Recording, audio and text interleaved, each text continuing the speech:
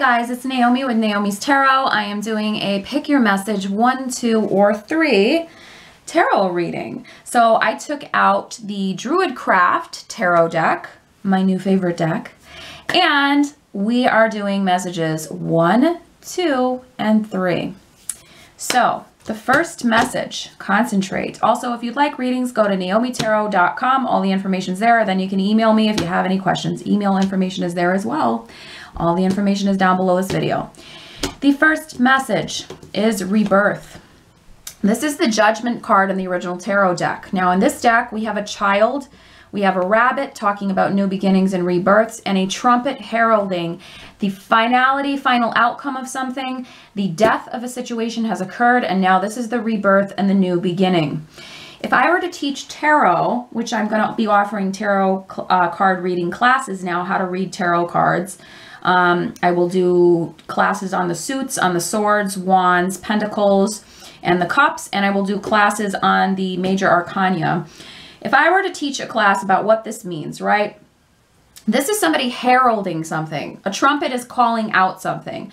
A child talks about new beginnings, births, talks about something innocent and fresh, right? A bunny talks about procreation, rebirth. So all of this talks about announcing a beginning, a finality. The trumpet is announcing the finality. And then we see them walking out of a doorway. When you walk from one doorway figuratively to another doorway, you're going to a new beginning.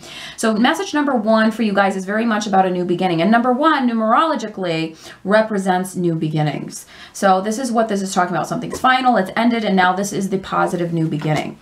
Message number 2 is the 7 of Wands, but it's reversed. Now, if you look at this picture, wands talk about fire energy. So what is fire energy? Fire is initiation. Fire is putting energy into motion. It's drive, it's ambition. The number 7, vibrationally, also the secondary symbol of this card, which is the number. We look at the number. We also look at the element. We look at the energy. The number 7 talks about initiation, ambition, career-oriented, work-oriented. Again, somebody who is ambitious, who is looking over at their next move, who is ready to initiate. He is looking over this tower at the people below. Possible enemy. If you see in this card, it's very interesting. There's actually a person peering up from the stone wall that he's pointing his wand at. He's trying to defend himself and initiate against this person, right? Reverse, though, this card came out reversed, and it's in the number 2 message, if you pick number 2. He is not defending himself. He's not taking initiative. Maybe he's a bit lazy. Maybe he's hesitant. Maybe he's afraid. And maybe that's how you feel right now. Lazy, hesitant, afraid, fearing taking action. Well, message number 3 is 3 of Cups. So if you chose message number 3, which 3 is also a divine lucky number because it is the number when we say spells, we say things 3 times.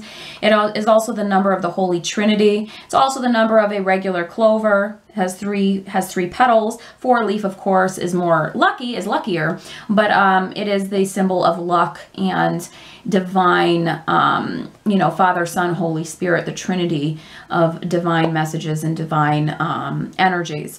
So the 3 of Cups. Cups, first of all, Cups is water. It is emotional energy. There is 3 people celebrating here, and they are surrounded, right, by food. They're sitting at a table. They're smiling. You know, they are wearing these rich primary colors that exude like that celebratory energy. You know, they're sitting very close together in a room, holding their arms up, right? And it's also 3 for message number 3. So again, that is lucky. That coincidental double numbering is very lucky. So if we were just to read this card, you just look at these people and you can see in their faces, they're celebrating, they're happy. It's a joyous occasion. What do we celebrate archetypally in life? We celebrate births, we celebrate marriages, we celebrate weddings, we celebrate graduations, we celebrate milestones at work, we celebrate achievements we have. So this card is very much a celebration of milestones and life occurrences and happenings, right? That's message number 3. So there is something to celebrate in your life in April. Okay, now if we read all 3 of these cards together, if I were teaching you how to read cards together, all 3, we would say that the message of these 3 cards together for April is saying there is some new beginning that you're hesitating to accept, right? Because the new beginning tying into this hesitation for initiation, right? There is a hesitation to accept this positive new beginning, this rebirth, because the new beginning meant a death or an ending of something previous to it. So there is a hesitation to accept this, right? But once you do accept it, look at what marvelous, wonderful things are going to happen to you. You're going to have positive new beginnings. You're going to have something to celebrate. You're going to be happy, joy.